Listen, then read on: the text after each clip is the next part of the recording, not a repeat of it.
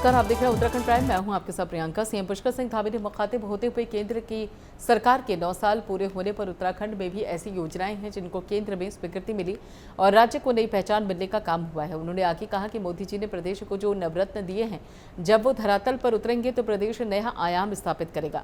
उन्होंने कहा कि नवरत्न मिलने से प्रदेश में रोजगार, पर्यटन, निर्माण आदि क्षेत्रों से प्रदेश में तरक्की होगी और प्रदेश नई राह की ओर अग्रसर होगा।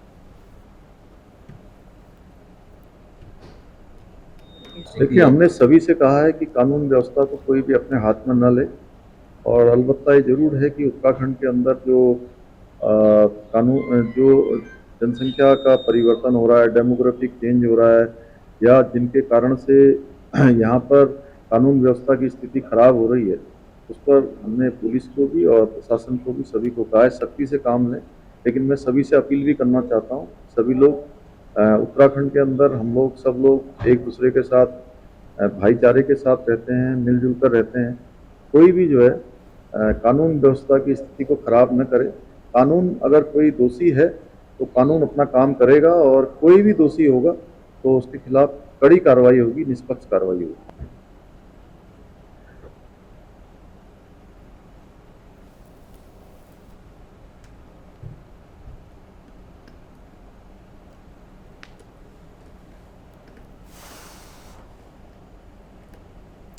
तो देहरादून में आपको बता दें कि 9 साल पूरे होने पर सीएम धामी ने कहा कि केंद्र सरकार उत्तराखंड के विकास पर ध्यान दे रही है, राज्य को नई पहचान मिल रही है और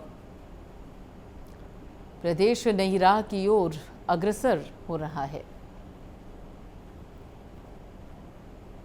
9 साल पूरे होने पर सीएम धामी का ये बयान सामने आया कि अगर इसी तरीके से केंद्र सरकार का साथ रहा तो डबल इंजन सरकार का असर उत्तराखंड की जनता जल्द ही देखेगी।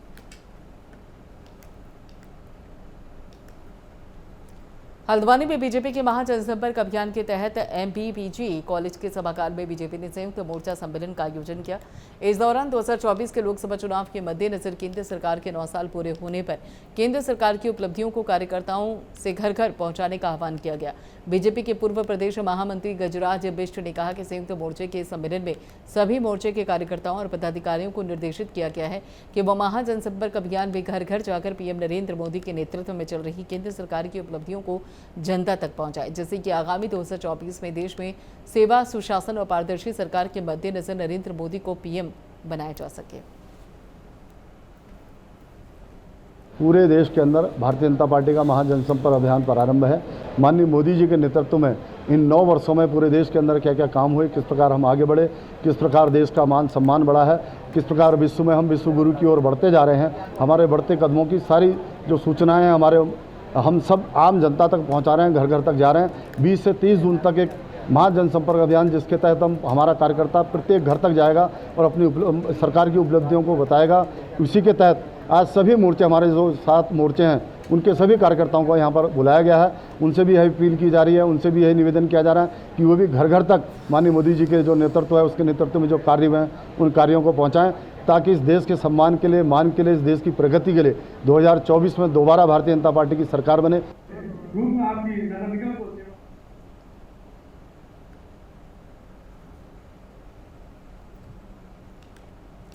कांग्रेस के दिग्गज नेता दिवंगत इंदिरा हृदयेश की 13 जून को दूसरी पुण्यतिथि के मौके पर उनके पुत्र हल्द्वानी विधायक सुमित हृदयेश और साथी कांग्रेस जनों के द्वारा श्रद्धांजलि का आयोजन किया जाएगा। ये जानकारी देते हुए कांग्रेस विधायक सुमित हृदयेश ने कहा कि 13 जून को उनकी माता जी और कांग्रेस के दिग्गज नेता स्वर्गीय इंदिरा हृदयेश को दुनिया से अलविदा किए हुए 2 साल पूरे हो जाएंगे और इस मौके पर उनकी दूसरी पुण्यतिथि पर उनके द्वारा अन्य दलों के नेताओं से भी उनको दी जाने वाली श्रद्धांजलि सभा में आने का निवेदन किया है। स्वर्गीय इंदिरा हृदयेश की दूसरी पुण्यतिथि के मौके पर लोगों के द्वारा उनको श्रद्धांजलि देते हुए याद किया जाएगा और उनको श्रद्धा सुमन अर्पित किए जाएंगे।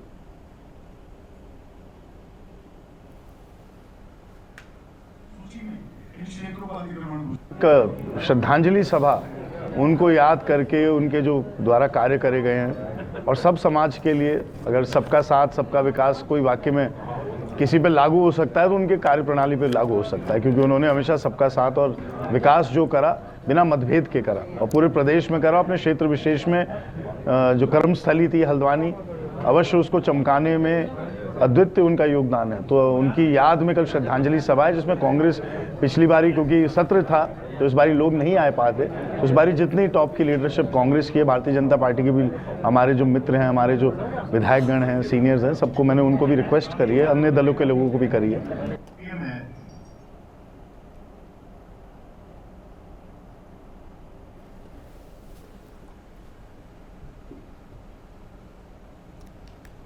वरिष्ठ बीजेपी नेता और पूर्व सीएम त्रिवेंद्र सिंह रावत ने गांधी जी के हत्यारे नाथूराम गोडसे को देशभक्त बताने के विरोध में कांग्रेस कार्यकर्ताओं ने महानगर अध्यक्ष जसविंदर सिंह गोगी की अध्यक्षता में विरोध प्रदर्शन किया। त्रिवेंद्र सिंह रावत का पुतला फूंका और गोगी ने कहा कि राष्ट्रपिता का अपमान बीजेपी नेता करते रहे हैं, लेकिन एक वरिष्ठ नेता और पूर्व सीएम का ऐसा बयान हतप्रभ करने वाला है। सीएम धामी और बीजेपी का राष्ट्रीय नेतृत्व इस वक्तव्य पर त्रिवेंद्र के विरुद्ध कड़ी कार्रवाई करते हुए स्पष्टीकरण दे।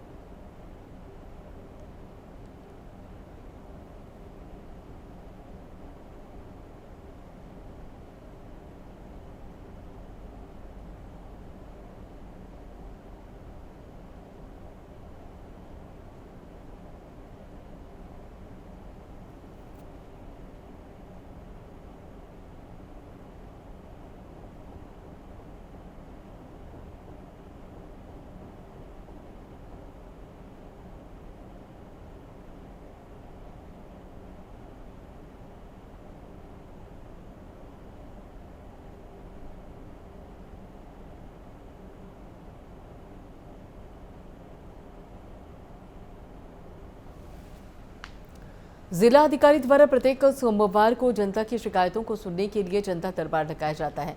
सीडीओ झरना कमठान ने फरियादियों की शिकायतें सुनी और इस मौके पर उन्होंने बताया कि लगभग 100 से ऊपर शिकायतें आई हैं। ज़्यादातर शिकायतें भूमि कब्जे को लेकर और सरकारी भूमि पर कब्जे से संबंधित हैं और इसके लिए बाकायदा संबंधित अधिकारी तहसीलदार पटवारी को अवगत करा दिया गया है। फरियादियों की फरियाद सुन उनको यथासंभव सुलझाने की कवायद करें। हमारे यहाँ कलेक्ट्रेट में ये जनता दरबार आयोजित किया गया था और इसमें टोटल 106 शिकायतें प्राप्त हुई हैं और इसमें से अधिकतर शिकायतें राजस्व विभाग की भूमि से संबंधित विवाद को लेकर के हैं, जिसमें कई तहसील विकास नगर की हैं, कुछ तहसील सदर की हैं, जो आपसी विवाद है भूमि का और भूमि पे अवैध कब्जे को लेकर के है। तो इस संबंध में संबंधित क्षेत्र के तहसीलदार और एसडीएम को निर्देशित कर दिया गया है कि वो जो भी शिकायत करता है उनको एक बार सुन ले और सुन करके जो भी उनकी शिकायत है उसमें जाँच करके आख्या इसमें प्रेषित करेंगे और इसमें हम फिर अगला जनता दरबार जो होगा तो हम इसमें फिर रिव्यू करेंगे कि शिकायत में क्या कार्रवाई हुई है।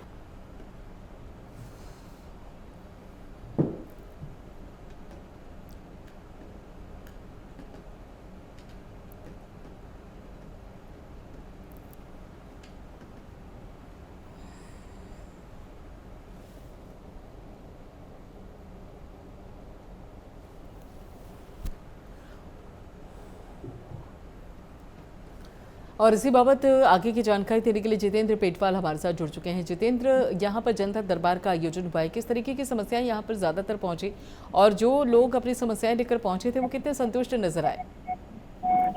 देखिए, हर सोमवार को जो उत्तराखंड की जिलाधिकारी हैं वो जनता दरबार लगाती हैं और इसी क्रम में आज वो खुद तो उपस्थित नहीं रही, लेकिन जो झरना कमठान है सीडीओ जो देहरादून की हैं, उन्होंने लोगों की जन समस्याओं को सुना और लोगों को काफी संतुष्टि भी नजर आई। तो आज का जो जनता दरबार था उसमें सीडीओ कमठान द्वारा फरियादियों की सभी शिकायतें सुनी गई। इस मौके पर उन्होंने बताया कि आज लगभग 100 से ऊपर शिकायतें आई हैं। ज्यादातर शिकायतें भूमि कब्जे को लेकर थी और सरकारी भूमि पर कब्जे से लेकर संबंधित जो लोगों की दिक्कतें थी उनको सुना गया। इसके लिए बाकायदा संबंधित अधिकारी तहसीलदार पटवारी को अवगत करा दिया गया है कि फरियादियों की जो फरियाद है उसको सुने और उसको यथासंभव सुलझाने का प्रयास करें। इसके अलावा उन्होंने ये भी निर्देश दिए कि अगला जो सोमवार होगा उसमें भी आप लोग आना और उसमें इस चीज को सुनिश्चित करवाना कि जो पिछली बार की शिकायत थी उस पर संबंधित अधिकारी कर्मचारी ने कोई संज्ञान लिया है या नहीं, इसको लेकर भी उसको एक बार दोबारा चेक किया जाएगा। तो कुल मिलाकर लोग संतुष्ट नजर आए और अच्छी पहल ये अधिकारियों की है कि अगर आम जनमानस की बातें नहीं सुनी जाती हैं तो सीधे उनके द्वारा संज्ञान में लाई जाती हैं, तो उस पर अमल होता है, तो ये काफी सहायता लोगों को मिल जाती है। बिल्कुल, आप हमारे साथ जुड़े रहिए जितेंद्र पेटवाल। तो आपको बता दें कि जनता दरबार का आयोजन हुआ, इसमें लोगों की समस्याओं को सुना गया और साथ ही समस्याओं के निस्तारण की भी बात की गई। देहरादून में स्टंटबाजों ने उधम मचा रखा है और ये स्टंटबाज दोपहिया वाहनों को हवा में उछाल कर स्टंट करते हैं और उनकी इस तरह से स्टंट करने से न केवल वे अपनी जान को जोखिम में डालते हैं बल्कि दूसरों के लिए भी उनका ये स्टंट घातक साबित हो सकता है। स्टंटबाजों पर नकेल कसने के लिए आरटीओ की ओर से कई कड़े कदम उठाए गए। दोपहिया वाहनों के जरिए भी आरटीओ की टीम ऐसे स्टंटबाजों पर कड़ी निगरानी रख रही है। देहरादून के आरटीओ सुनील शर्मा ने बताया कि स्टंट वालों के खिलाफ सख्त कार्रवाई की जा रही है। और जितेंद्र पेटवाल हमारे साथ जुड़े हुए इस बाबत आगे की जानकारी देने के लिए। जितेंद्र पेटवाल जी, जो स्टंटबाज है ये बड़ी समस्या है, खुद के लिए भी, व्यवस्था के लिए भी और आम लोगों के लिए जो उनके साथ आसपास रहते हैं उनके लिए भी। जाहिर सी बात है, क्योंकि ये जो दोपहिया वाहन में स्टंट करते हैं अपनी जान को तो जोखिम में डालते ही हैं, लेकिन राह चलते राहगीर भी कई बार इनकी चपेट में आ जाते हैं और कई मौके ऐसे आए हैं जब इनकी वजह से लोगों को दिक्कतों का सामना करना पड़ा है। तो इसी क्रम में जो आरटीओ है वो अब इस पर ध्यान दे रहे हैं। उन्होंने स्पष्ट तौर पर ये कह दिया है कि अगर कोई भी स्टंटबाज इस तरीके का कहीं देखा जाता है तो उसके खिलाफ कार्रवाई की जाएगी और सख्त से सख्त कार्रवाई की जाएगी। तो कुल मिलाकर ये कहा गया है कि इस तरह के जो स्टंटबाज हैं उन पर खासी नजर रखी जाए और अगर वो कहीं पर इस तरह के स्टंट करते हुए पकड़े जाते हैं तो उनकी गाड़ियां सीज की जाए, उनके खिलाफ जो भी वैधानिक कार्रवाई है वो की जाए। बिल्कुल, और ऐसे में अब देखना ये है कि ये जो निर्देश हैं और ये जो एक्शन लेने की बात सामने आ रही है ये धरातल पर किस तरीके से काम करती है और इसका नतीजा किस हद तक निकलता है। शुक्रिया जितेंद्र पेटवाल जी हमसे जुड़ने के लिए, सारी जानकारी के लिए। तो आरटीओ की टीम स्टंटबाजों को लेकर अब बड़ी सख्त हो चुकी है। स्टंटबाज दोपहिया वाहनों को लेकर हवा में उड़ाते हैं, अपनी तो जान के दुश्मन होते ही हैं लेकिन उसके आसपास जो लोग होते हैं उनकी भी जान के दुश्मन बन जाते हैं। तो ऐसे में खासतौर पर स्टंटबाजों पर निगरानी आरटीओ की टीम रखेगी। देखिए, ये आप बिल्कुल ठीक कह रहे हैं कि जब से यूट्यूब या सोशल मीडिया का ज़माना आया है, कुछ लोग यंग जो लड़के लड़कियां हैं वो बाइक पर स्टंट करके ज़्यादा से ज़्यादा व्यू कलेक्ट करने की प्रयास करते हैं। ये एक बड़ी खतरनाक टेंडेंसी है जिसके संदर्भ में आरटीओ विभाग 2 स्तर पर कार्य कर रहा है। सबसे पहला, हम लोग इसकी अवेयरनेस बढ़ा रहे हैं, चाहे वो हमारे ऑफिस में आए तो हमारे काउंसलिंग रूम में उनको स्टंट ना करने के और स्टंट से होने वाले नुकसान के बारे में बताया जाता है। साथ में उनका साइकोलॉजिकली भी ट्रीटमेंट दिया जाता है इस बात के लिए कि जो व्यक्ति अपनी जान को इतना सस्ता समझता है कि सड़क पर स्टंट करके ख़त्म करने के लिए है, तो ये टेंडेंसी ज़िंदगी में सक्सेस के लिए भी ठीक नहीं है। इस तरीके से उनको साइकोलॉजिकली भी हम लोग काउंसिल करते हैं। दूसरा, हमारे द्वारा जो स्क्वाड्स बनाए गए हैं, ख़ास तौर पे हमारे यहाँ 2 व्हीलर स्क्वाड्स बनाए गए हैं। इन स्क्वाड्स का काम यही है कि जो 2 व्हीलर से स्टंट कर रहे हो या 2 व्हीलरों को खतरनाक तरीके से चला रहे हो या बिना कागज़ के चला रहे हो, उनके विरुद्ध चालान किए जाएं। और इस बार हमारे द्वारा जो चालान किए गए हैं पिछले से लगभग 1.5 गुने से ज़्यादा हम लोग चालान कर चुके हैं ऐसी गाड़ियों के। आने वाले महीनों में हमने इसके बारे में प्लान बनाया हुआ है और हमने कुछ स्पॉट भी सुनिश्चित किए हुए हैं जहाँ पर कि अक्सर स्टंट के करने का प्रयास किया जाता है। उन पर भी हम विशेष अभियान चलाकर ऐसे गाड़ी चलाने वाले लोगों को और ऐसे स्टूडेंट्स को जो इस तरह का स्टंट करते हैं, ना सिर्फ उनके खिलाफ कार्रवाई करेंगे परंतु उनके पेरेंट्स को भी जो ये अलाउ करते हैं अपने बच्चों को, उनके खिलाफ भी कार्रवाई की जाएगी।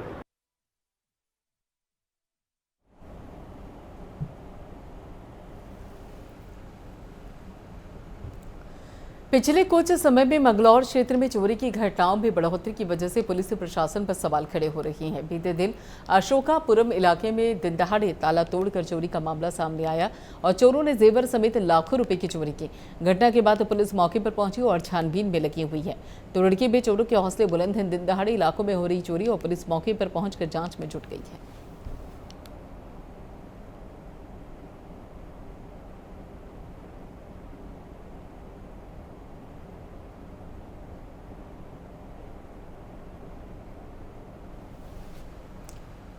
उत्तराखंड में पर्यटन को बढ़ावा देने के लिए प्रदेश सरकार कई कदम उठा रही है। देश दुनिया के पर्यटकों को आसान ट्रांसपोर्टेशन के लिए पर्यटक स्थलों को हवाई सेवा से जोड़ा जा रहा है। इसकी शुरुआत मसूरी से हो रही है। जिला प्रशासन द्वारा मसूरी स्थित राधा भवन एस्टेट में भूमि में हेलीपोर्ट बनाया जा रहा है। भूमि अधिग्रहण के लिए लोक सुनवाई शिविर का आयोजन और एसडीएम कार्यालय में किया गया। जिसमें एसडीएम नंदन कुमार द्वारा राजा भवन स्टैंड और साथ ही आसपास के क्षेत्रों में रह रहे लोगों की समस्याओं और उनके सुझाव को भी सुना गया है। क्योंकि मसूरी महत्वपूर्ण पर्यटक स्थल है, इसलिए यहाँ पे एक हेलीपोर्ट जहाँ से सुचारू रूप से आवागमन हो जाए हवाई सेवा का, इसलिए लैंड जो है हेलीपोर्ट हेतु अत्यंत आवश्यक है। इसलिए कई स्थलों पे सर्वेक्षण करने के पश्चात जो है राधा भवन एस्टेट पे एक जो जॉइंट कमेटी की मीटिंग हुई होगी, उसके आधार पे जो है उस स्थल को उपयुक्त पाया गया और उसी के हेतु आगे कार्रवाई की जा रही है। और इसी बाबत आगे की जानकारी देने के लिए सुनील सोनकर हमारे साथ जुड़ चुके हैं। सुनील, यहाँ पर एसडीएम कार्यालय में शिविर का आयोजन हुआ है और खासतौर पर ट्रांसपोर्टेशन पर फोकस किया जा रहा है, हेलीपोर्ट बनाने की भी कवायद तेज है। क्या कुछ जानकारी है आपके पास, किस तरीके से पर्यटन को बढ़ावा मिलेगा इन कवायदों के चलते? प्रियंका, देखिए जिस तरीके से उत्तराखंड सरकार सारे एरियाज को हेली सेवा से जोड़ने की कोशिश कर रही है और यहाँ पर जितने भी पर्यटन क्षेत्र है उनको हेली सेवा से जोड़ा जा रहा है और इसी के परिप्रेक्ष्य में यहाँ पर मसूरी के हेलीपोर्ट बनाए जाने को लेकर काफी समय से कवायद चल रही है। अब कहीं ना कहीं लैंड एक्विजिशन का तैयारी शुरू हो चुकी है और उसी को लेकर यहाँ पर जितने भी जो हेलीपोर्ट के लिए जगह चिन्हित की गई है, राधा भवन एस्टेट, उसके आसपास के जो लोग हैं उनके साथ यहाँ पर एक शिविर का आयोजन किया गया, उनसे सुझाव लिए गए, उनकी समस्याओं को यहाँ पर सुना गया कि जिससे कि सरकार ये चाहती है कि जो हेलीपोर्ट बने वहाँ पर किसी प्रकार का कोई व्यवधान ना उत्पन्न हो और ऐसे में लोगों को भी दिक्कत ना हो। तो इसी को लेकर यहाँ पर एक शिविर का आयोजन किया गया, जिसके तहत अब पूरी रिपोर्ट यहाँ पर बनाकर उच्च अधिकारियों को दिया जाएगा, फिर उसके बाद एक्विजिशन की कार्रवाई की जाएगी, जिससे कि हेलीपोर्ट जल्द से जल्द बनके तैयार होगी। बिल्कुल, और ऐसे में खासतौर पर अगर देखा जाए, देखिए हेलीपोर्ट बनाने की बात ठीक है, लेकिन उसके साथ साथ जो आवागमन है, जो लोग खासतौर पर ऊंची पहाड़ियों का रुख करते हैं, जो अगर देखा जाए तो उत्तराखंड की उन जगहों का रुख करते हैं जो थोड़ी ऊंचाई पर है, तो ऐसे में अगर वहाँ पर भी ट्रांसपोर्ट बेहतर होगा तो एक तरीके से देखा जाए तो उन क्षेत्रों में भी पर्यटन को लेकर अवसर उत्पन्न होंगे। जी बिल्कुल प्रियंका, बिल्कुल सही कहा आपने, क्योंकि जिस तरीके से उत्तराखंड की मंशा है कि जो ऊंचाई वाले पर्यटन स्थल है, क्योंकि वहाँ पर आवागमन के जो साधन है वो काफी सीमित है और ऐसे में कई लोग पहुंच भी नहीं पाते हैं। तो हेली सेवा एक ऐसी सेवा होगी जो कुछ ही मिनटों में सारे पर्यटन स्थल को छू लेगी और लोग बड़े आराम से उस पर्यटन स्थल का दीदार कर पाएंगे। और इसी क्रम में यहाँ पर लगातार कवायद चल रही है, परंतु लोगों की थोड़ी बहुत दिक्कत यहाँ पर है कि उनका ये कहना है कि जो लैंड एक्विजिशन की कार्रवाई की जा रही है उसमें जो वर्तमान सर्कल रेट है उसके तहत उनको मुआवजा दिया जाए, प्लस जो आसपास के जंगली जानवर है, क्योंकि वाइल्ड लाइफ सेंचुरी यहाँ पर पड़ती है, उनको किसी प्रकार की दिक्कत ना हो, पर्यावरण उससे प्रभावित ना हो, इसका भी विशेष तौर पर ध्यान रखा जाना चाहिए। चलिए, शुक्रिया सुनील सोनकर इस सारी जानकारी के लिए। उत्तराखंड में मौसम विभाग ने मौसम में बदलाव का पूर्वानुमान जारी किया है। मौसम विभाग के निदेशक विक्रम सिंह का कहना है कि मौसम में परिवर्तन देखने को मिलेगा। उन्होंने बताया कि प्रदेश के विभिन्न क्षेत्रों में हल्की से मध्यम वर्षा देखने को मिल सकती है। उत्तरकाशी, चमोली समेत विभिन्न क्षेत्रों में हल्की से मध्यम वर्षा देखने को मिलेगी और 14 जून से लेकर 15 जून तक प्रत्येक शहर के अधिकांश जनपदों में बारिश में बढ़ोतरी देखने को मिलेगी। 15 में हो सकता है अनेक जगहों तक भी वो एक्टिविटी मिलेगी। तो अगर कल से बात करें, जो मैदानी हमारे डिस्ट्रिक्ट्स है जिसमें कि देहरादून भी है या फिर हरिद्वार है, उधम सिंह नगर है या उससे लगे हुए नैनीताल और है जो इधर पौड़ी डिस्ट्रिक्ट का भी जो प्लेन वाला एरिया है, तो इनमें देखेंगे कल परसों 2 से 3 दिन आगे जो है कल से जो थंडरस्टॉर्म एक्टिविटी वो काफ़ी मॉडरेट से सीवियर तक रहेंगी और उसकी वजह से आप देखेंगे जो स्क्वाल है जिसकी गति की जो है 70 से 80 किलोमीटर प्रति घंटा तक या गस्टिंग में 90 किलोमीटर प्रति घंटा तक भी वो जा सकती है। तो ऐसी स्थिति में आप देखेंगे 11, 12, 13 में जो है जो पेड़ गिरना, रास्ते कहीं कहीं पर पेड़ वगैरह गिरने की वजह से जो है बंद हो जाना और इसी तरह जो है कच्चा हाउसेस को कोई डैमेज या जो लूज ऑब्जेक्ट है उसको जो है गिरने की, उड़ने की वो संभावना इस तरह की रहती है। तो 11 तारीख, 12 तारीख, 13 तारीख में बोलूँगा जो स्क्वाल है मैदानी क्षेत्रों में वो स्ट्रॉन्ग रहेंगी आफ्टरनून आवर्स में, खासकर इवनिंग आवर्स में। तो उस समय लोगों को चाहिए कि जब इस तरह की थंडरस्टॉर्म एक्टिविटी स्क्वाल के साथ ही चल रही है तो सेफ जगह में, पक्के मकान में वहाँ पर रुकें और मूवमेंट करने की इस दौरान बिल्कुल कोशिश न करें, क्योंकि आप फिर चपेट में आ जाएंगे और आपको फिर लॉस उठाना पड़ेगा। तो कहीं ना कहीं इस तरह की जो सावधानी आपको जिस समय फिर थंडरस्टॉर्म एक्टिविटी शुरुआत एक होती है तो आप एकदम जो है मूवमेंट करने की कोशिश न करें, आप जो है एक सेफ जगह पे अपने को पोजीशन करें। पहाड़ों में भी जो हेल है या गस्ट इवेंट्स है वो वहाँ पर भी आगे 2-3 दिन जो है वो देखने को मिलेगी। तो वहाँ पर भी लोगों को थोड़ा उस दौरान सतर्क रहने की ज़रूरत है। उधर जून का महीना शुरू होते ही जहां पेड़ों पर लीची का फल पककर तैयार हो जाता है, तो वहीं पर देहरादून की लीची अपनी एक अलग पहचान रखती है। लीची का सीजन शुरू होते ही देहरादून की लीची बाजार में अपनी रौनक बिखेरने लगती है। हालांकि इस बार मौसम में तेजी होने के कारण लीची को नुकसान जरूर हुआ, लेकिन देहरादून के खास लीची लोगों को अपनी ओर आकर्षित कर रही है। जहाँ जून में लीची पककर तैयार हो जाती है, तो वहीं पर जून महीने में भारी संख्या में पर्यटक भी उत्तराखंड आते हैं। देहरादून आने वाले पर्यटक लीची का स्वाद लिए बिना वापस नहीं लौटना चाहते।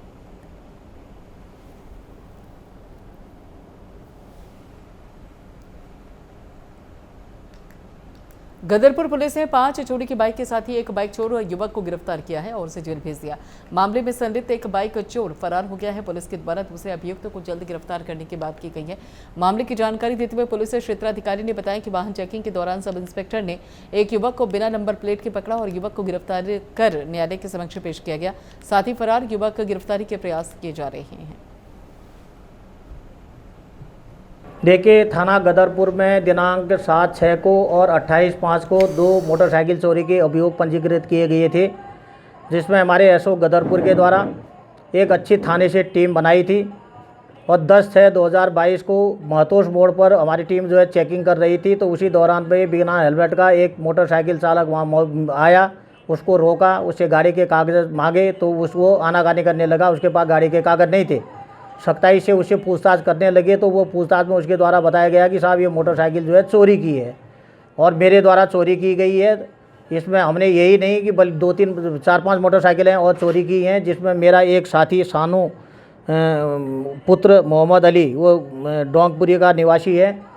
तो हमने 5 मोटरसाइकिलें चोरी की हैं। जो NDRF का जो कैंप है उसके बगल में जो एक फील्ड है उसके साथ में झाड़ियाँ हैं, वो झाड़ियों में जो है हमने छुपा करके रखी है। तो हमारी पूरी टीम ने जो है वहाँ पर अच्छी तरह से खोजबीन की, जिसमें SI ओम प्रकाश, SI महेश चंद्र और ये उनके जो साथ में कांस्टेबल थे उनके द्वारा जो है अच्छी तरह से जो है वहाँ ढूंढखोज की। तो इसमें चोरी की 5 मोटरसाइकिलें बरामद हुई हैं। उधर बड़कोट की यमुनोत्री हाईवे NH 94 में सियानो चोटी के पास बाइक दुर्घटनाग्रस्त हो गई। सड़क से बाहर 100 मीटर नीचे खाई की तरफ 2 पहिया वाहन गिरी और वाहन में 2 युवक सवार थे। मौके पर ही दोनों की मौत हो गई। सियानो चोटी के पास बस को पास देते समय यह हादसा हुआ। हादसे वाली जगह में कुठार गांव को जाने वाली सड़क कटिंग के बलबे से संकरी सड़क है और पुलिस ने पंचनामा भरकर शव को पोस्टमार्टम के लिए भेज दिया है।